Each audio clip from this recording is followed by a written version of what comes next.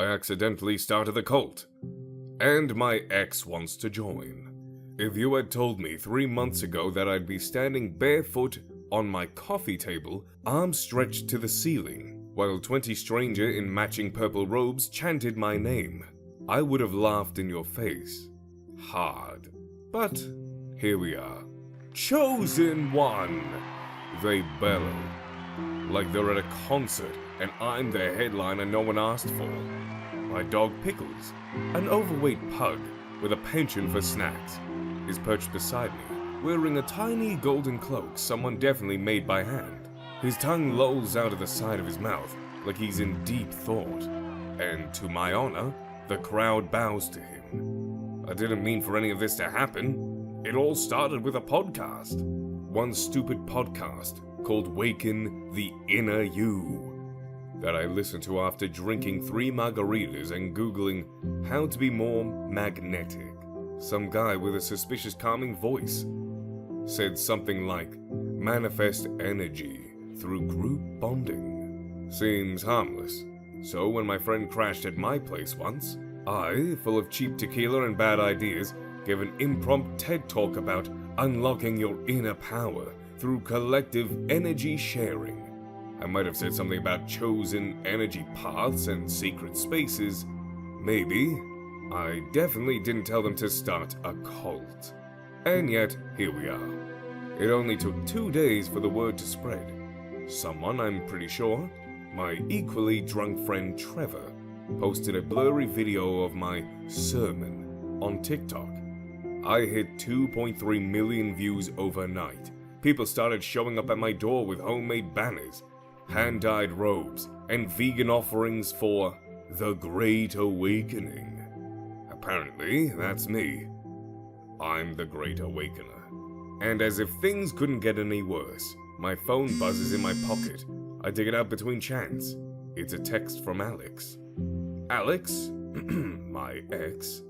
Hey, saw your cult on Instagram. I think I need to join. I stare at the message.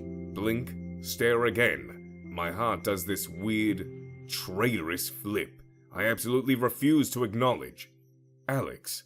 The same Alex who ghosted me 8 months ago after giving me the best 6 months of my life, wants to join my cult. Pickles snorts beside me, as if he too can smell the bad decision in the air.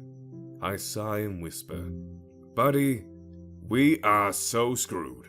A few days later, silence. Blessed, beautiful silence. For exactly 3 seconds before someone outside started banging a tambourine again. It's like they have shifts or something now. A 24-hour enlightenment parade. I lean back against the door, staring at the chaos around me. The couch is gone. Someone donated it to a higher cause last night. My kitchen counters are buried under piles of offerings. Baskets of avocados, weird crystal shapes like dolphins, a hand-painted portrait of me riding a unicorn. There's a cot set up in my living room, because apparently, the chosen space must remain accessible to all who seek. I step over a sleeping body and make my way to the kitchen. Open the fridge.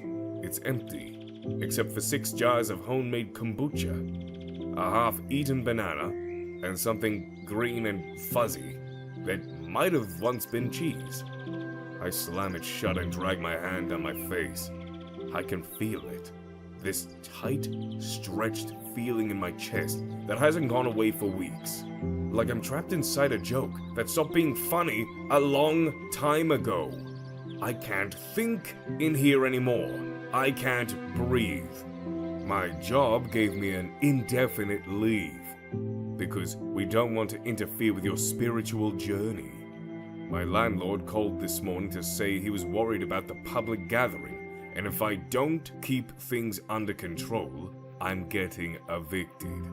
I haven't seen my real friends, like actually hung out with them, in forever, because either they're a part of some circus now, or too weirded out to talk to me. I'm losing everything, and somehow I'm the one who started it. I stumbled into my room, thank God.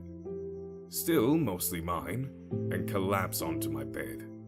The sheets smell like incense. My hands shake as I cover my face. I didn't ask for this. I didn't want this. I just wanted to be a little less awkward. A little more confident. Not whatever the hell this is. I roll over, staring at the ceiling, feeling crushed underneath the weight of it all. The chanting outside never stops. My DMs are a nightmare. My ex is back, lurking at the edges of all of it like a ghost with perfect hair and a smirk that makes my heart stupid. I'm stuck. I'm so stuck, and I don't know how to fix it. I squeeze my eyes shut, wishing I could just disappear, go back, undo everything. But I can't. The world outside my door already thinks I'm the second coming, and I have no freaking idea how to be normal again. 2 days later, I called an emergency meeting, made a flyer and everything. Tonight, the truth about the chosen one. I even added a little sad broken heart emoji to really set the vibe. I was determined. I was gonna tell them everything. No magic, no power, no awakening. Just me. A very confused dude with a podcast addiction. By 7 p.m., my apartment was packed. Like wall to wall. Someone even brought folding chairs. There were snacks labeled Ascension Munchies. A guy I'd never seen before was selling limited edition Sacred Space tote bags out of a duffel bag. I climbed onto my rickety coffee table again, held my hands up and said, "Okay, listen, all of this. The robes, the crystals, the chanting, it's not real. It was never real. I'm just a guy who got drunk and said some dumb things. I'm not chosen, I'm not magical. I can't heal you. I'm not even good at doing my taxes." Silence. Then someone in the back stood up and shouted, "The Chosen One has transcended humility!" The room exploded into cheers. Someone started crying. Someone else threw rose petals at me. Pickles farted so loudly it shook the window blinds, and the room broke into blessed laughter. I sat down on the floor, cradled my face in my hands, and said, "God help me," which unfortunately was also taken as a sacred prayer. Of course, the next day, I was in full hiding mode. Hoodie up, sunglasses on, sneaking down the sidewalk like I was a wanted criminal, which honestly, I might have been at the point, spiritually anyway. I ducked into a smoothie shop that had Sacred Detox Wednesdays. Yeah, that one. Just trying to grab a sandwich and pretend I was normal. And that's when I saw him. Axel, standing there like no time had passed. Red hair, a little longer now. Green eyes just as sharp. Wearing a dumb leather jacket. Like he'd been starring in his own indie movie. He spotted me immediately. Grinned, waved. I wanted to sink into the floor. He walked over, totally casual. Like this wasn't the first time we were seeing each other. In 8 freaking months. "Hey, Noah," he said, like nothing happened. He leaned on the counter, looking me up and down with that stupid smirk. "I saw your cult on Instagram." He winked. Winked. Think I'm ready for some spiritual enlightenment. I just stared at him.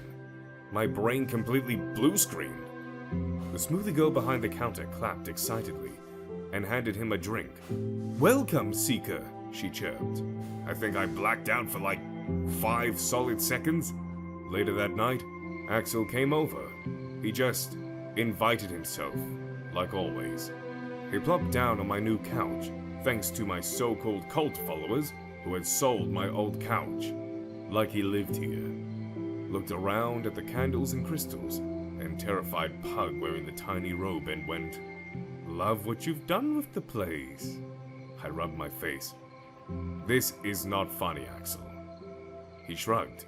"I'm not laughing." He was definitely laughing with his face, though. He leaned back, hands behind his head, like he had all the time in the world. "So," he said, "when's my initiation?" Almost threw a pillow at him. "There's no initiation. There's no cult. There's no anything." He tilted his head, studying me for a second. Just a second. The smirk dropped. His voice got quieter. "Maybe I'm not here for the cult." I stared at him. He stared back. The air got all weird and tense and heavy. Pickles chose that moment to sneeze directly into my lap, breaking whatever moment that was. "Thanks, buddy." Axel just laughed. That real, stupid, beautiful laugh I haven't heard in months. And honestly, I didn't know if I wanted to punch him, or hug him, or hand him a crystal and call it fate. 3 days later, it started with a news station. Because of course it did. Local Channel 9 wanting a feel-good story about community bonding, or whatever. They emailed me 3 times, left voicemails, showed up outside my building. I was 2 seconds away from faking my own death when Axel showed up, holding 2 coffees and looking smug for someone who caused 80% of my current emotional damage. "Relax," he said, handing me a cup. "I got this." I blinked at him. "You got this, Alex. It's the news. Like real people, with cameras and microphones and..." He just smirked and ruffled my hair. Ruffled it like I was a dog. "Trust me," he said. 20 minutes later, I was sitting in the lawn chair on the roof, sweating through my shirt, while Axel calmly lied to the news reporters. Noah's movement is all about kindness, connection, and inner peace. He said smoothly, like he was born to do PR spins for accidental cults. It's not about worship, it's about support. He's given people hope. I stared at him, not in the "this is going badly" way, in a "who even are you? And why are you so good at this? And why do I want to kiss you" kind of way. It was confusing. Horribly confusing, especially when he glanced at me mid-interview. A quick look, soft and proud. My stupid heart just dropped out of my body, fully yeeted itself into the stratosphere. God, I was screwed.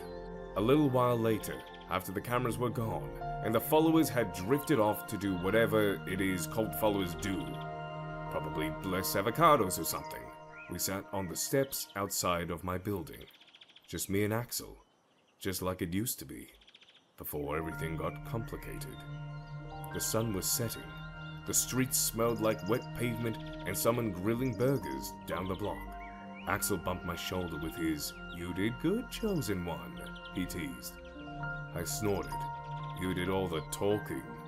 He just smiled, that slow, warm, dangerous smile that made me forgot how to function as a human being. I swallowed, nerves tangled up in my chest. "I don't get it," I said firmly. "Why are you even here, Axel? After everything." He went quiet. Real quiet. Like he was thinking hard about something. Then he shrugged, casual as anything. But his voice was rougher when he said, "Maybe I just missed you." I didn't know what to say. Because a part of me wanted to believe him, wanted to lean into him, right there, right then, and forget about all the confusion and hurt. But another part of me, the smart, scared part, whispered, "He left you before. He could leave again." I didn't move. He didn't push. We just sat there, in fading light, hearts thudding too loud, pretending it was simple, when it was anything but. A few days later, I didn't come up with the group energy meditation idea. Let's be clear about that. It was Mia. Of course it was Mia. Apparently, she and a few of the others decided we needed to take our energy to the next level. We headed down to the small shared courtyard behind my apartment building that the landlord generously called a backyard. Next thing I knew, she was dragging yoga mats, incense, and, I kid you not, buckets of crystals in the backyard. like we were hosting some sort of cosmic rave. I wanted to bail. I really did. But when about 100-something people are looking at you, like you're a part of the freaking heavens, it's hard to say no.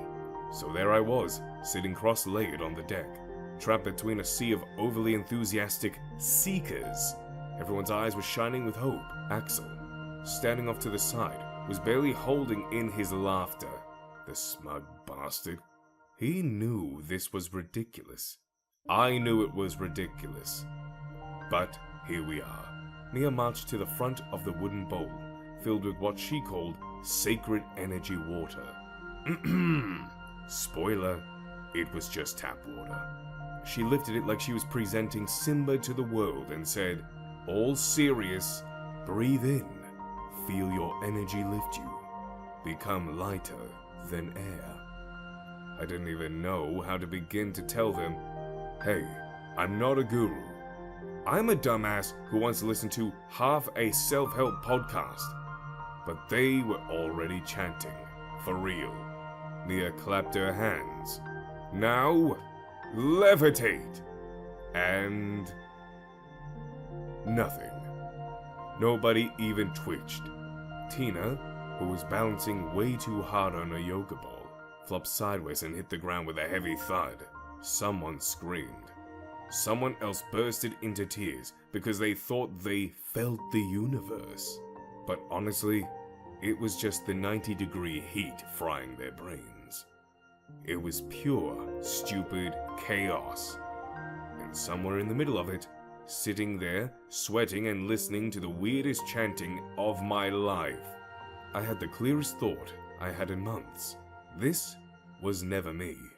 I don't want any of this. Later that evening, I called an emergency meeting. It wasn't a cult meeting at a nearby auditorium. I wasn't about to call it that, but it might as well have been. Everyone gathered in my living room, sitting on the floor in various poses of serious meditation, all eyes on me. I had no idea how I was going to break it to them.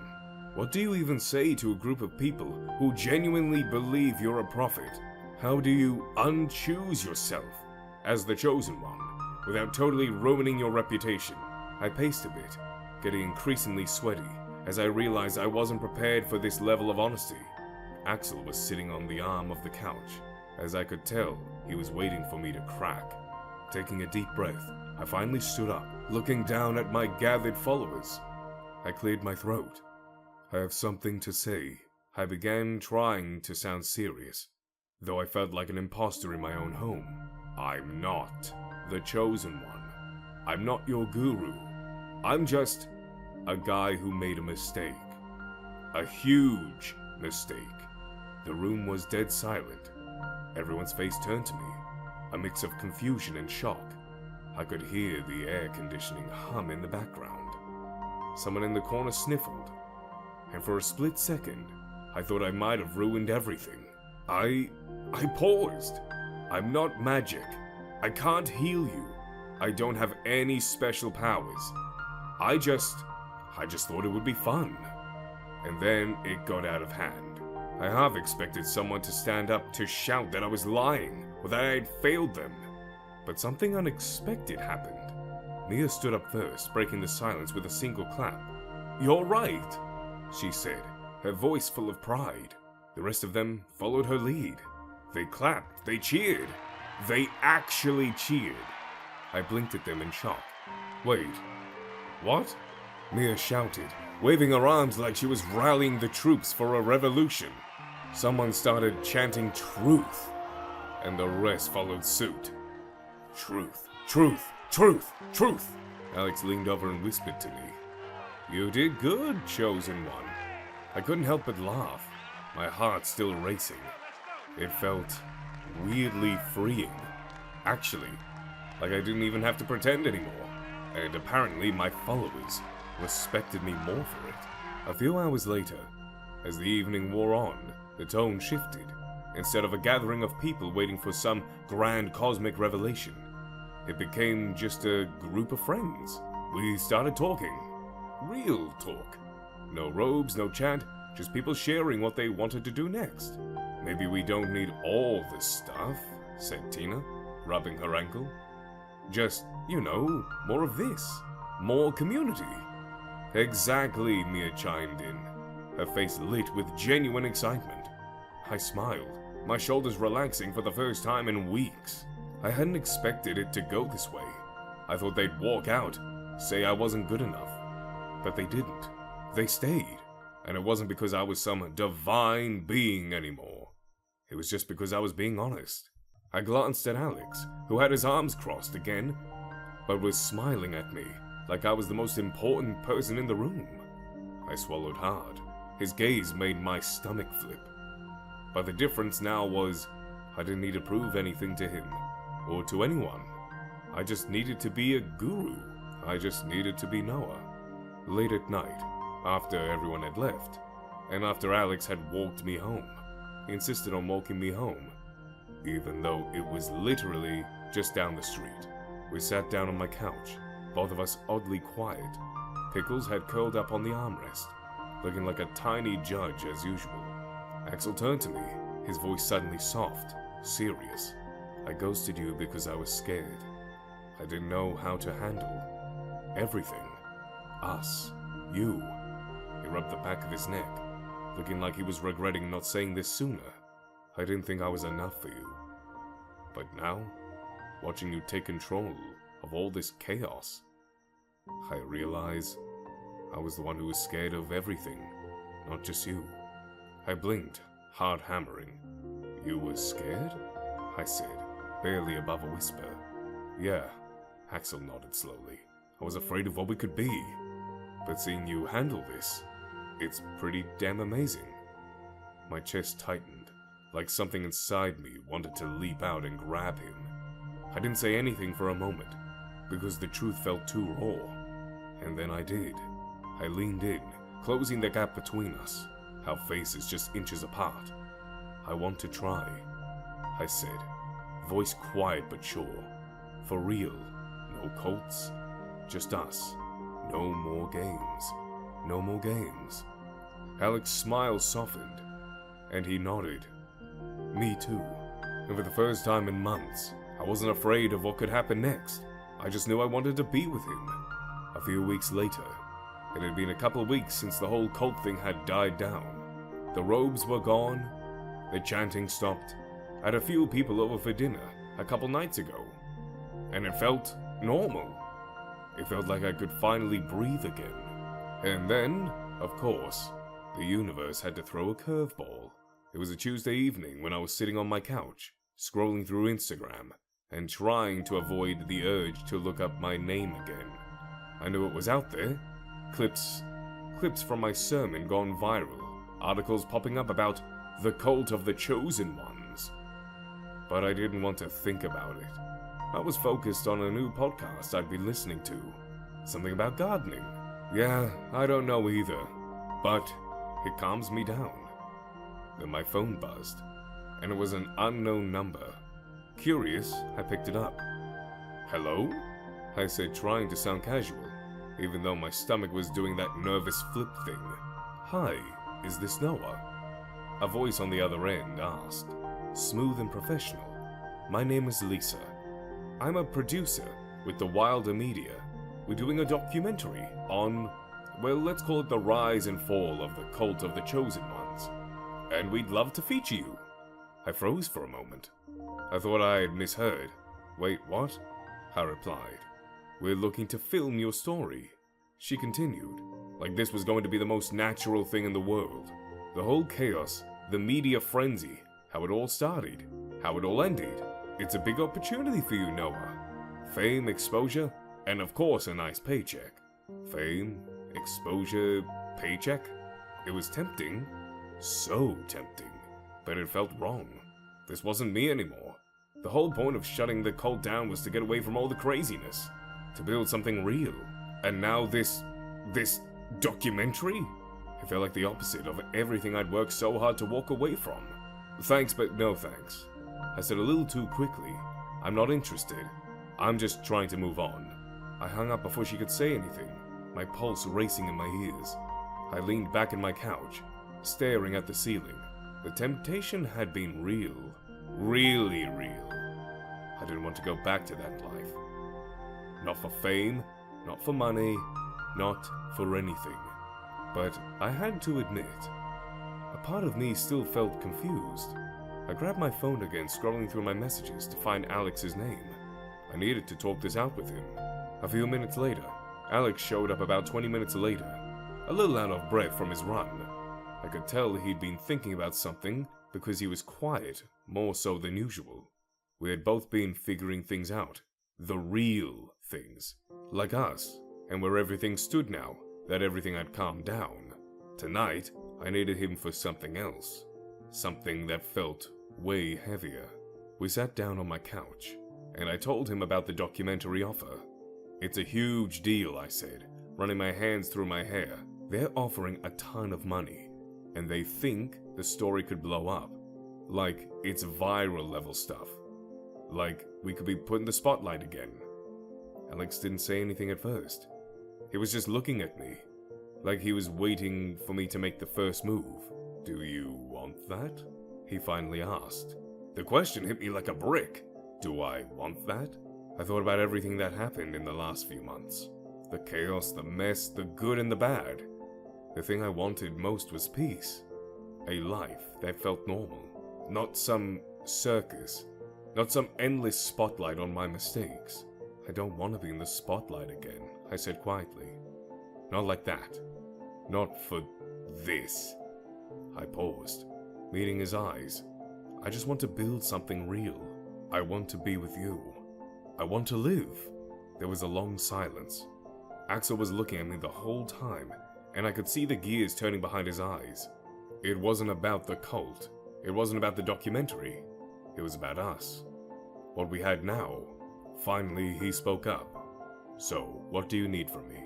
His voice was steady, warm. Because if this is about walking away, you don't have to do it alone. I've got your back.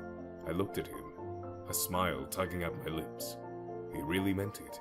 I don't want to be that person anymore, I said. And I don't want to let the chaos control me. I want to do things right with you. For real. No more distractions, no more craziness. Just us. Alex nodded slowly, then reached over and squeezed my hand. I'm in. Let's leave the past behind and start over together. And just like that, everything seemed to settle into place. And for the first time ever, I felt certain about something. Not fame, not attention, not some documentary. Just Alex and a new life where we're building together. About a month later, it's crazy how easy things feel now. After all the insanity of the past few months, I never expected a life to settle down so peacefully. But here we are. Alex and I are sitting at a little outdoor cafe, a place I used to walk by and think, that's the kind of couple I'd love to be.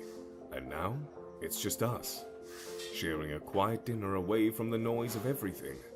I hadn't realized how much I missed normal things. Like real dates. The kind where you talk about how your day went, what made you laugh, what you're excited about for this weekend. Just regular stuff. So what's your favorite movie? I asked casually, cutting into my salad. Alex looked up at me, and there's the smile on his face that I couldn't quite explain. It's like he's content in a way that I'd never seen before, and it makes me feel happy. You, he said, raising an eyebrow. Favorite movie is you. I rolled my eyes, but I can't help but laugh. Okay, smooth. Seriously though, I'm curious. He leans back in his chair looking thoughtful for a moment before answering. The Princess Bride. I blinked, taken aback. Really? That's your go-to? Yep, he says with a grin. It's a perfect mixture of romance, adventure, and comedy. I mean, who doesn't want to be a part of a story where true love conquers all?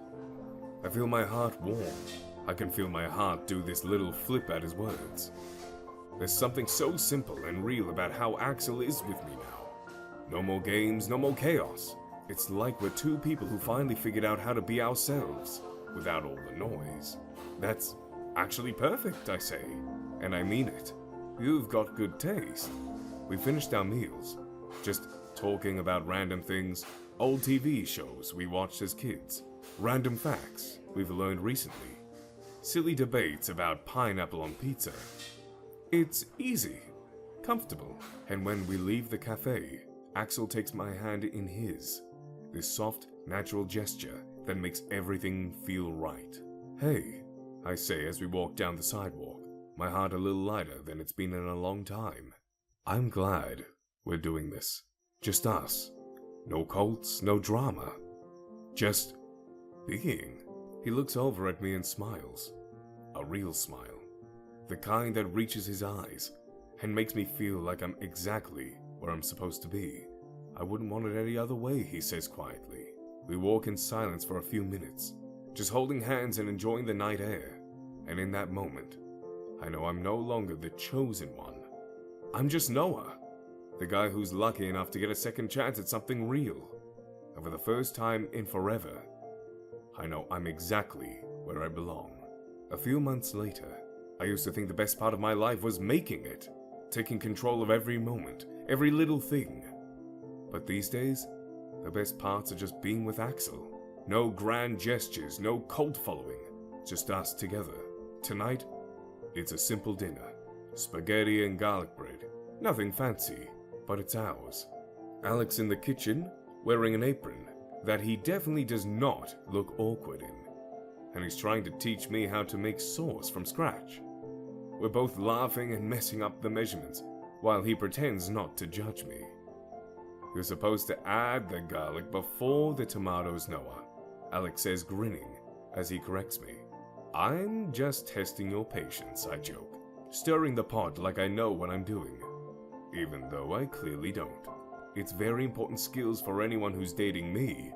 He raises an eyebrow. Is that so? Yeah, I say with a grin. I'm so high maintenance. He replied, shaking his head. I'll believe that when I see it. We continue cooking, bickering and laughing, like a couple of old pros.